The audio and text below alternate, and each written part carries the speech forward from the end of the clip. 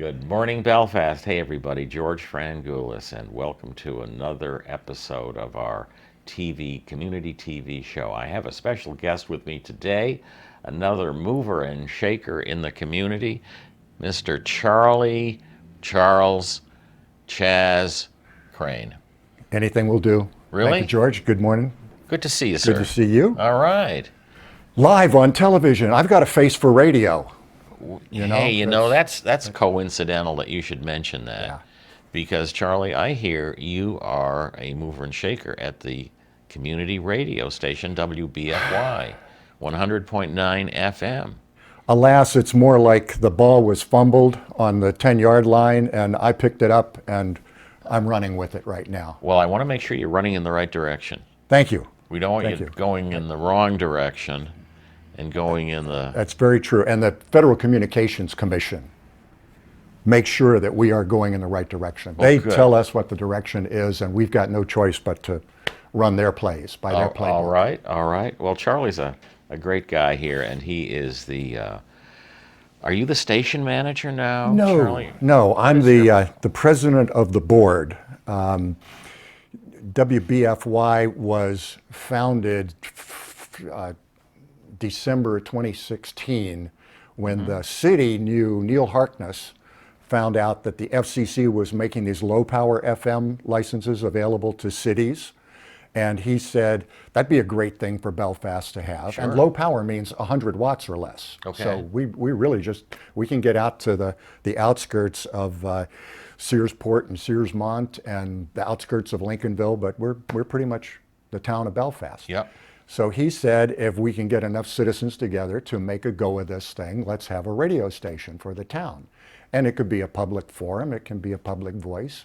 And it was Zafra Whitcomb and Eric Klossmeyer, the guys I know of, who got a group of people together and got a bunch of underwriters together to say, yeah, it's a great idea. Let's go ahead and fund this and make sure it happens.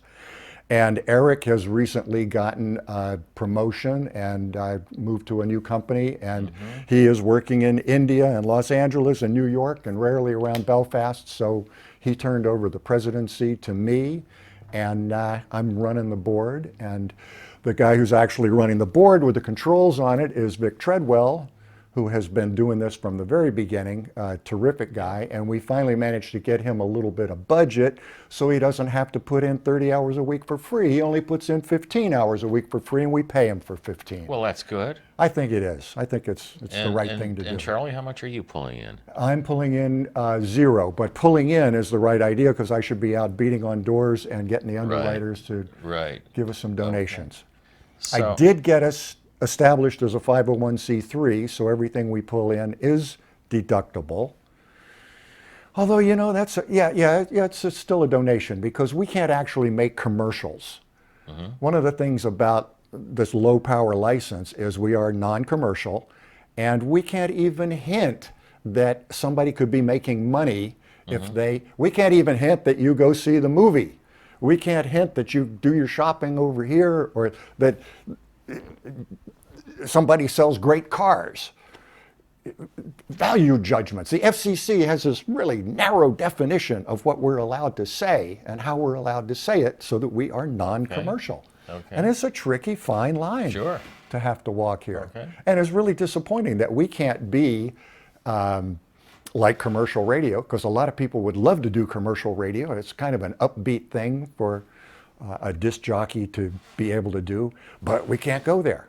Well, I imagine there are some expenses involved. I mean, you have to pay rent, I suppose, and you have to buy equipment, and there may be some other things. Now, is it the city that owns the station at this point? The city owns the license, and we have always funded ourselves independently. So we're not a line item on the city's budget at all. So we're no expense to the city. Where do you get your funds? So we have underwriters. We have gone out and a lot of, originally we had 35 businesses who were supporting us, and they get a certain number of spots per month for their donation, and we're about to go out and do our fund drive for the year and generate, we have about a $20,000 to $25,000 a year budget that we need to meet now that we've got a staff position Yeah.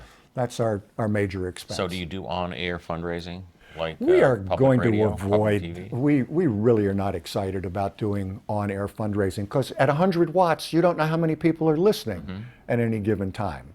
It could be 10. We're imagining that our audience is typically 10. There are lots of people who are listening on the stream. It's terrific. Sure. We got people calling, emailing us from Chile that they're listening to a progressive rock program that one of the guys is putting on. It's amazing.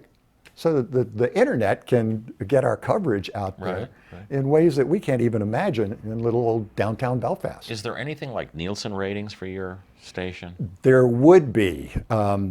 Arbitron and Nielsen come around and will survey people. I remember taking one of these once back in Plymouth, New Hampshire, and I checked off that my favorite station was the local college radio station.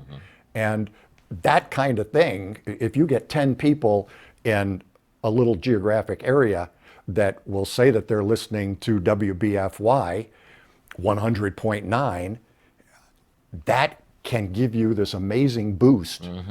And you actually show up on the ratings. But then the people that use that are the commercial advertisers. Yeah. And we can't do that. So it's not going to help us very much. Even a good Nielsen rating would not, not anything that's going to promote the station Well, very if much. a business watching wants to sponsor WBFY, what do they get for it?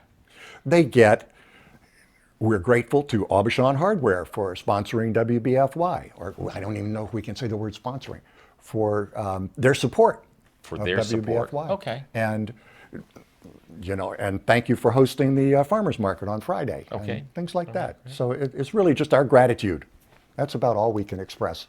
Now, tell me about the programming. Can you chat with me a bit about programming? Oh, disc jockeys. We have people who come who love a particular kind of music, or Kristen's got programs for poetry. We've got a couple of poetry workshops. We've got. Might I just interject something here? Yeah.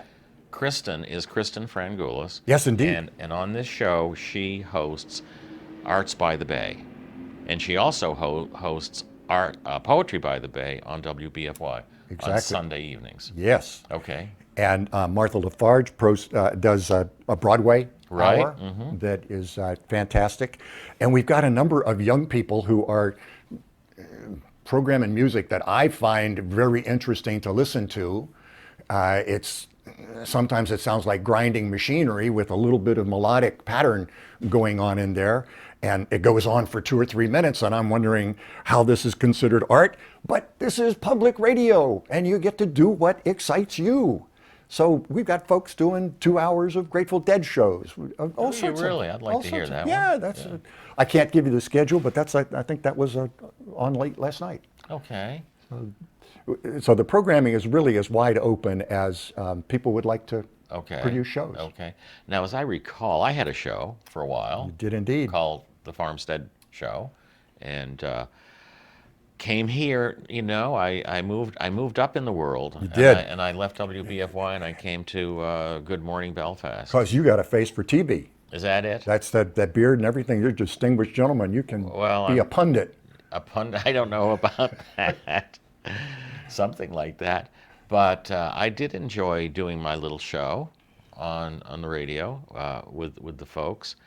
And I still listen from time to time because you have Carrie, and she does a lot of programs. She for you. does. She does. And her husband, Doug. Yep. Carrie But and Doug. I would love to get shows like yours back on because you were bringing in people from the community and having conversations. Yeah. Yeah. And we had some wonderful public affairs things going on weekly. And unless somebody has a drive to go out and get those interviews and get those people in and do that stuff, it falls by the wayside. Yeah. And we need to recruit that. We'd love to have somebody who wanted to do public affairs yeah. right now. and As I we can recall, get it that was going. Saturday mornings that you had some good public affairs and talk radio Yeah. going on. That was a good time of the week to do that. Yeah. Do you get out? Does anybody do any? Maybe this doesn't fit your mission, but doing any broadcasting of school boy basketball or hockey or anything like that?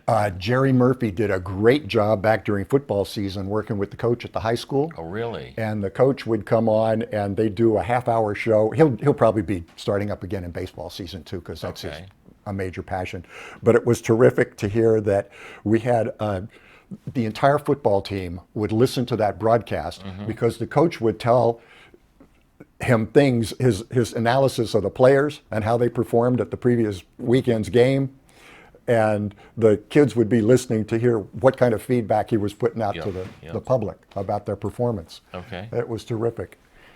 So the city has the license, and when? We've also got the high school kids get to do a show just before Carrie's show on Friday afternoon. We've got an hour of youth radio. Youth radio. Where the kids come on, and sometimes they love to sing along with their songs, and it can be a little tedious because their voices are not exactly perfect for the radio, but it's great. So we're Okay. trying to get the kids involved, and we also want to get the tech center involved because they've got a right. great audio program out there. Do they? And got the talent, and would love to give them the airwaves, give them a chance to show what they can do. How about you? Are you a programmer too? I am not. You know, I'm busy enough with the book work, the paperwork. I'm also a technical guy, so I'm getting the electronics lined up, and we're wiring a production studio so that we can feed in with all sorts of stuff going on. Right. Now, your production studio, or you've got two of them now, I guess. We do, yeah. In the basement of Waterfall Arts. Yes, indeed. Got a great rent from them, so it's. Do you? Well, that's we'll good. stay there as long as they'll put up with us, and as their new expansion goes on, we hope we're not squeezed out of the space and gentrified into. Well, I hope not. Now, do you have any events coming up that you can talk about for WBFY? We've got the last night of this great movie on WBCN and the American Revolution, All Boston Public Radio, Boston, back in 60, When was it? 67, I think they started up. And they started album rock. They were the first ones who got out of the top 40 format, and they changed radio. They made FM exciting again.